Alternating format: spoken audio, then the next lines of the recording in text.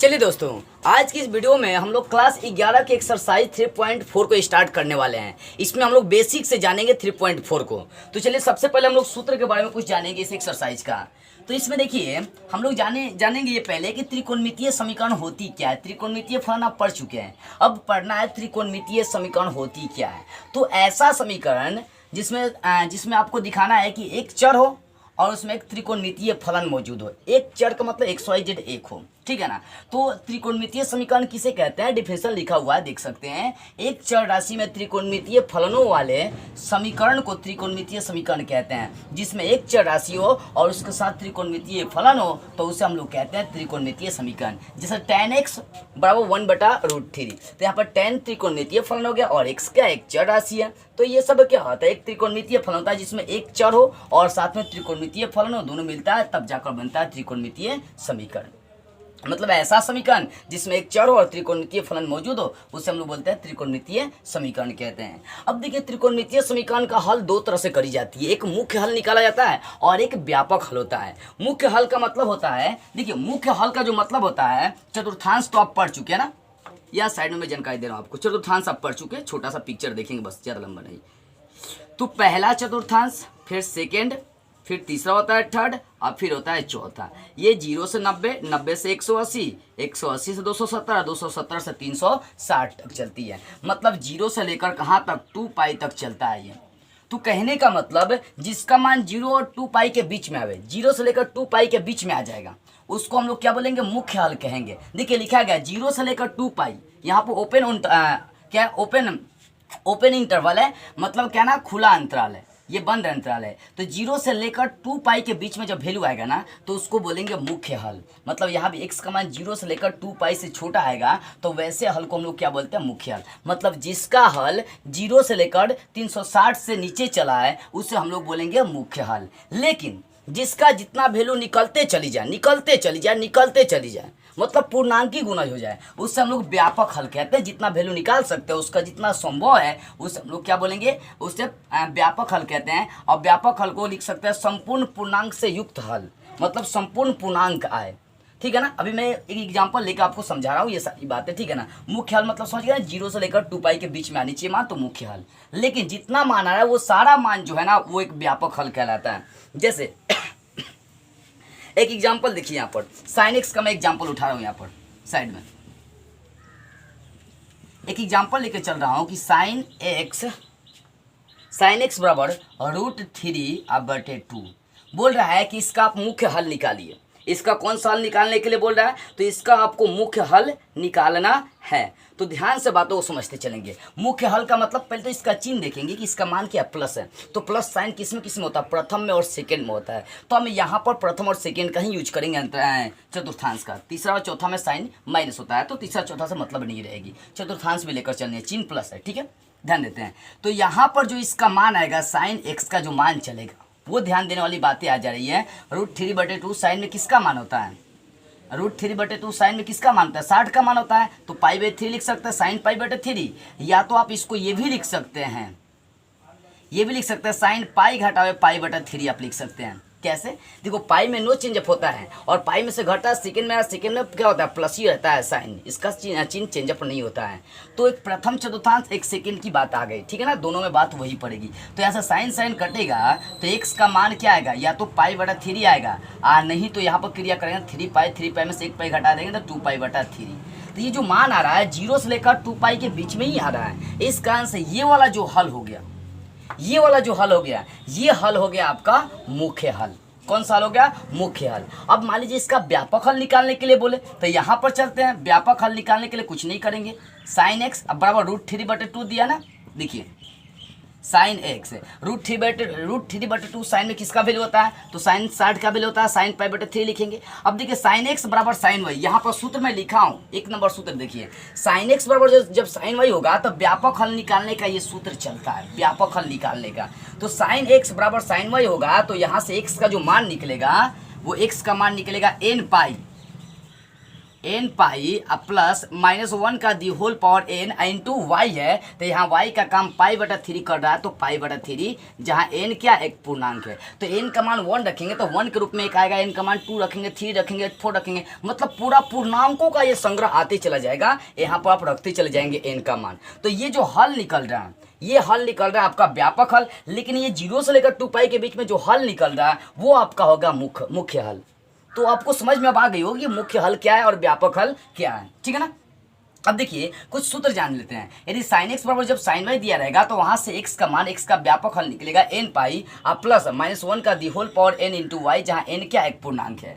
cos x बराबर जब cos y रहेगा तो वहां से x का मान निकलेगा 2n पाई प्लस -y, और n जो रहेगा वो एक पूर्णांक रहेगा। जब tan x बराबर tan y दिया रहेगा तो वहां से x का मान n पाई प्लस y हो जाएगा, और n क्या रहेगा एक पूर्णांक रहेगा। और ये sin x बराबर 0 और cos x बराबर 0 रहेगा, तो यहाँ पर sin x बराबर जब 0 रहेगा तो x का मान n पाई हो जाएगा, और cos x बराबर जब 0 रहेगा तो x का मान 2n पाई प्लस 1 इंटू π/2 हो जाएगा, जहाँ पर n क्या रहेगा एक पूर्णांक रहेगा। तो ये लगभग आपको ये 3 ही सूत्र याद रखना है, 1 2 3, चौथा पांचवा तो क्या कर सकते हैं, पहले दूसरे का यूज करके आप बना सकते हैं, ठीक है ना। तो 1 नंबर 2 नंबर 3 नंबर ये सूत्र आपको बेसिकली याद रखनी है। तो अब चलते हैं इस एक्सरसाइज के क्वेश्चन की ओर।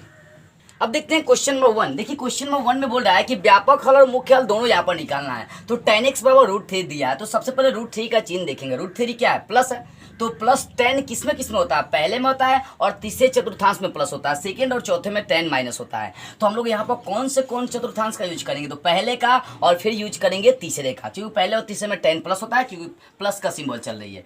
अब देखिए यहाँ पर ध्यान से इस बात को समझिए।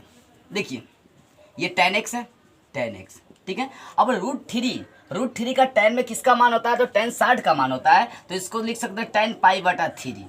ये पहले चतुर्थांश के अनुसार चल रहा है। आप तीसरे चतुर्थांश के अनुसार इसको ऐसा लिख सकते हैं, tan पाई प्लस π/3 लिख सकते हैं। इससे कोई डिफरेंस नहीं पड़ने वाला है, क्योंकि पाई प्लस π/3 लिखने का मतलब पाई में नो चेंज होता है, tan है तो tan ही रहेगा, ठीक है ना, tan है तो tan ही रहेगा, और पाई में नो चेंज तो tan रहेगा, और साथ में थीटा का मान वही रहेगा, लेकिन पाई प्लस हो रही है तो थर्ड में जा रहा है, थर्ड में 10 प्लस होता है, बात एक ही पड़ेगा। तो आप ऐसे पहले और तीसरे चतुर्थांश में इसको लिख सकते हैं। इसलिए यहाँ जो x का मान आएगा, x का मान यहाँ tan कटेगा तो x का मान π/3, या यहाँ पर 3 का 3 पाई 1 पाई हो जाएगा 4 पाई बटा हो जाएगा 3।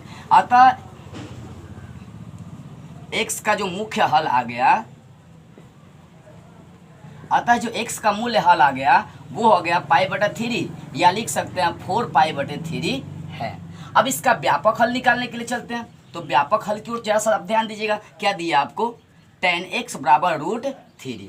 अब ध्यान देने वाली बात है, tan x, √3 किसका tan में मान होता है, वही मान उठा कर लेकर चलना है। √3 किसका मान, तो tan 60 का मान होता है π/3। तो ध्यान देंगे tan x बराबर tan y, तो इसका सूत्र क्या होता है, अभी तो मैं आपको सूत्र लिखवाया हूँ। tan x बराबर जब tan y होगा तो वहां पर आपको सूत्र अप्लाई करना पड़ेगा, n pi plus y।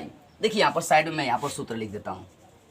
tan x बराबर tan y होगा तो उस समय x का जो मान होता है वो हो जाता है n पाई प्लस y, जहाँ n क्या होता है, एक पूर्णांक होता है, ठीक है ना। तो इसलिए यहाँ x का जो मान निकलेगा, x का मान वो हो जाएगा n पाई प्लस y, तो y की जगह पर लिख देंगे π/3। अतः x का व्यापक हल क्या है, व्यापक हल x बराबर n पाई प्लस π/3 है। तो इस तरह से आपका क्वेश्चन नंबर 1 क्या हो गया, रेडी हो गया, जहाँ n लिख सकते हैं एक पूर्णांक है। अब जरा सा क्वेश्चन नंबर 2 की ओर हम लोग क्या करते हैं, आगे बढ़ते हैं। देखिए क्वेश्चन नंबर 2 क्या है, ऐसा ही है, मतलब बहुत सिंपल सा क्वेश्चन है, ध्यान दीजिएगा, कोई हार्ड क्वेश्चन नहीं है। क्वेश्चन नंबर 2 भी देखिए, क्वेश्चन नंबर 2 सेक बराबर 2 दिया है। क्वेश्चन नंबर 2 सेक बराबर क्या किया है, क्या दिया है, 2 दिया है। तो सेक का कोई सूत्र होता नहीं, इसको कॉस में चेंज करेंगे। सेक x बराबर 2 दिया है, ठीक है, उलट देते हैं, इसके भी बटन 1 छुपा, इसके भी बटन 1 छुपा, उलट देंगे, 1 बटा हो जाएगा सेक x, अब बराबर ये हो जाएगा 1/2। तो 1/सेक किसका सूत्र होता है, कॉस का होता है, तो कॉस x बराबर हो जाएगा 1/2। इसको मैं मिटा दे रहा हूँ, यहाँ साइड में देखिए, ठीक है। अब cos x बराबर 1/2 आ गया। तो ध्यान देने वाली बात है, 1/2 cos में किसका मान होता है, तो cos 60 डिग्री का मान 1/2 होता है। क्या होता है, 1/2। तो यहाँ पर लिखेंगे cos x। अब एक बात और आप समझ लीजिए, यहाँ पर ध्यान से, बहुत बारीकी से समझने वाली बात आ रही है। यहाँ पर cos का चिन्ह प्लस है, और cos किसमें प्लस होता है, तो कॉस पहले चतुर्थांश में प्लस होता है और फिर चौथे चतुर्थांश में प्लस होता है। मतलब इसके लिए पहला और चौथा चतुर्थांश हम लोग प्रयोग करने वाले हैं, ठीक है ना। कौन कौन सा प्लस सिंबल है, तो प्लस के लिए देखेंगे कॉस किस में प्लस आता है। तो पहले में तो प्लस ही होता है, पहले में तो सब प्लस होता है और चौथे में कॉस प्लस होता है। तो इसको हम लोग इस टाइप से लिखेंगे, ध्यान दीजिएगा। कॉस एक्स बराबर 1/2 किसका मान होता है, कॉस में तो 60 का π/3 इसको लिखेंगे। या इसको आप ये भी लिख सकते हैं कॉस 2π घटावे π/3। अब बाबू आप ये बोलेंगे कि मैं ऐसा क्यों लिख रहा हूँ, ऐसा मैं इसलिए लिख दे रहा हूँ, देखिए कि वो 2π में कॉस का चेंजअप नहीं होता, कॉस जो करते हो थीटा का मान π/3 रह जाएगा और 2π से घट रही है 360 से घट रही है तो चिन्ह भी चेंजअप नहीं होता है। चौथे चतुर्थांश में कॉस आ रहा है तो कॉस चौथे में प्लस होता है, तो पहले और चौथे में लिख दिया। इसलिए यहाँ से जो x का मान आएगा यहाँ से निकल जाएगा π/3 नहीं तो यहाँ क्रिया करेंगे 6π में से 1π घटा देंगे तो ये हो जाएगा 5π या बटा हो गया 3। तो इस तरह से मुख्य हल निकल गया। तो लिख सकते हैं अतः x का मुख्य हल क्या आ गया, π/3 आ गया नहीं तो 5π/3 है, ठीक है। तो इस तरह से मुख्य हल निकल गया। अब इसी का व्यापक हल निकाल लेते हैं। क्या दिया क्वेश्चन, यहाँ आ गया cos x बराबर 1/2 है, ठीक है ना। अब ध्यान देते हैं यहाँ पर cos x 1/2 किसका मान होता है, तो cos π/3 का मतलब 60 का मान होता है। तो cos x बराबर जब cos y होता है, cos x बराबर जब cos y होता है तो उस समय x का मान क्या होता है, तो उस समय x का मान होता है 2nπ अब प्लस होता है y। क्या होता है, ध्यान दीजिएगा, सूत्र होता है उस समय 2nπ अब प्लस माइनस y होता है जब cos x बराबर cos y होगा। तो cos x अब बराबर cos y, y का मान π/3 लेकर चलेंगे। इसलिए x का जो मान यहाँ पर निकलेगा, व्यापक हल निकलेगा, वो हो जाएगा 2nπ अब प्लस माइनस y। तो y का मान यहाँ पर चलेगा π/3, जहाँ लिख सकते हैं n बिलोंग्स टू z, ठीक है ना। तो लिख दीजिएगा अतः x का व्यापक हल क्या आएगा, 2nπ अब प्लस माइनस y के जगह पर π/3 है। तो इस तरह से आपका व्यापक हल निकल गया। अब जरा सा क्वेश्चन नंबर 3 की ओर क्या करते हैं हम लोग गौर करते हैं। देखिए क्वेश्चन नंबर 3 क्या है, क्वेश्चन नंबर 3 में कॉट बराबर दिया है -√3। ये भी क्वेश्चन रोचक है ना। कॉट x बराबर -√3 दिया, तो कॉट का सूत्र आपको मालूम नहीं है, tan का मालूम है, तो इसको tan के रूप में चेंज करेंगे क्योंकि बटा में एक छुपा हुआ है। तो इसको लिख सकते हैं 1/cot x। अब बराबर इसको लिखेंगे -1/√3, नीचे वाला ऊपर, ऊपर वाला नीचे चला है, इसलिए 1/cot का मतलब हो गया tan हो गया। अब बराबर -1/√3। अब देखो tan यहाँ पर क्या दिया है, tan यहाँ पर आपको माइनस दिया हुआ है, tan क्या दिया है, माइनस दिया हुआ है। तो यही बात समझने वाली अब यहाँ पर चलेगी। तो ध्यान देने वाली बात आ रही है, tan किस में माइनस होता है, तो tan सेकेंड में और चौथे में, क्योंकि tan जो होता है ना पहला और तीसरा में तो प्लस होता है, तो सेकेंड में, सेकेंड का मतलब दूसरे चतुर्थांश में, और चौथे चतुर्थांश में क्या होता है, माइनस होता है। यहाँ पर दूसरा और चौथे के चतुर्थांश का हम लोग प्रयोग करेंगे।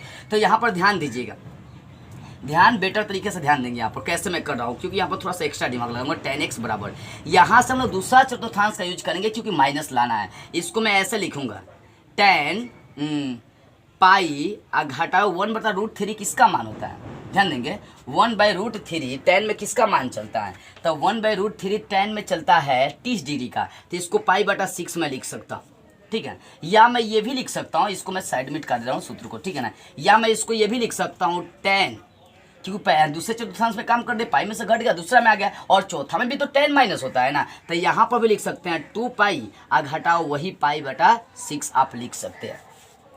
तो ध्यान से समझिएगा कैसे मैंने आखिर पाई और 2π के रूप में क्यों लिखा, इसलिए लिखा क्योंकि मैं सिंबल देख रहा हूँ।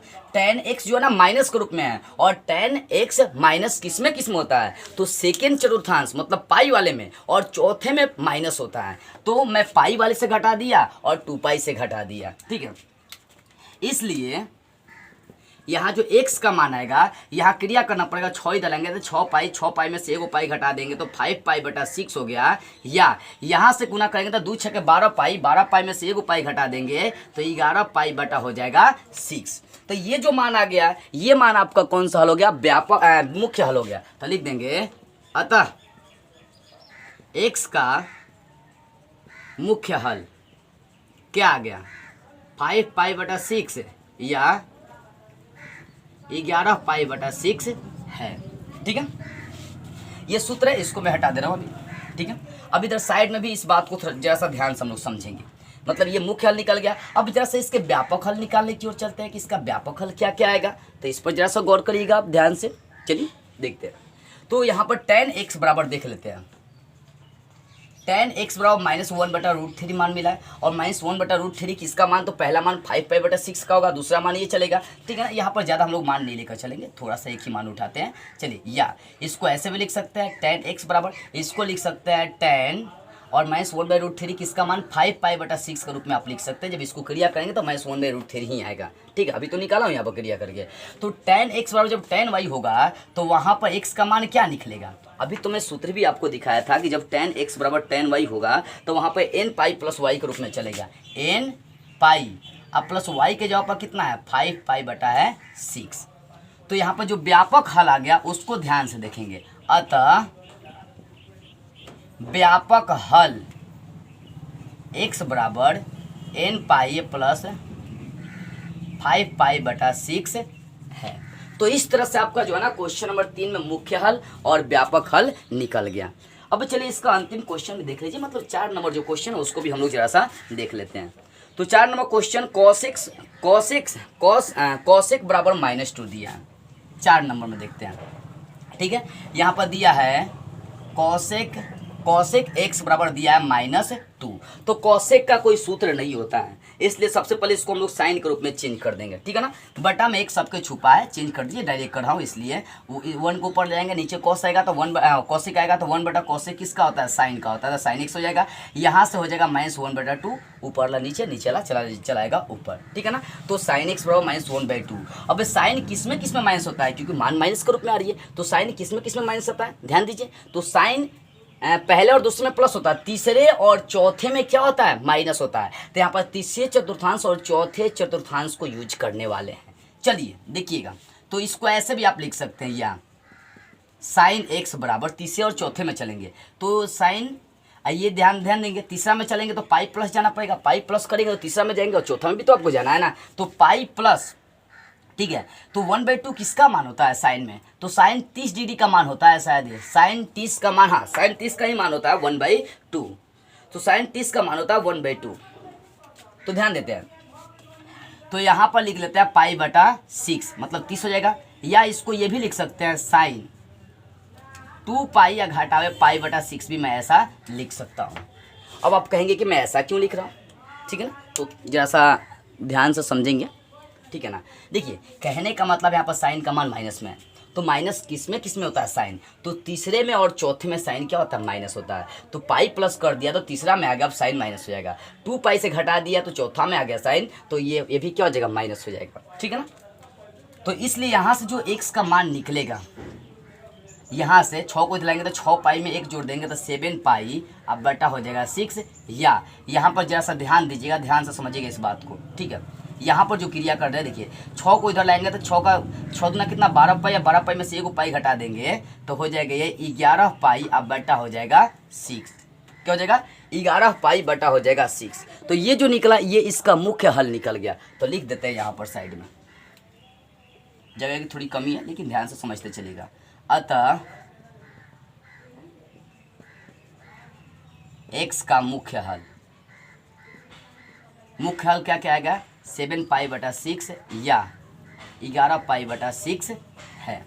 तो इस तरह से इसका मुख्य हल निकल गया। अब जरा सा चलते हैं इसका व्यापक हल निकालने की ओर। तो इसका मान देखते हैं क्या क्या है। तो साइन x बराबर -1/2 निकल गया, ठीक है। तो साइन x बराबर -1/2, पहला मान कौन सा आएगा, तो यहाँ पर देख सकते हैं साइन 7π/6 वाला जो मान है ना, 7π/6 वाला जो मान है -1/2 ला देगा, ठीक है ना। अब साइन x बराबर साइन y, जब साइन x बराबर साइन y होता है तो उस समय हम लोग फॉर्मूला लगाते हैं n π प्लस -1 का the whole power n into y.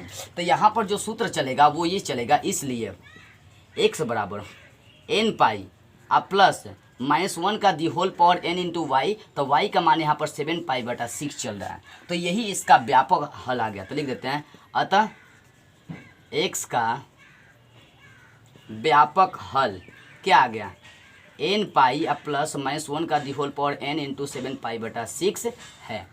तो देखी जाए तो इस तरह से आपका 4 नंबर क्वेश्चन तक क्या हो गया, क्लियर हो गया।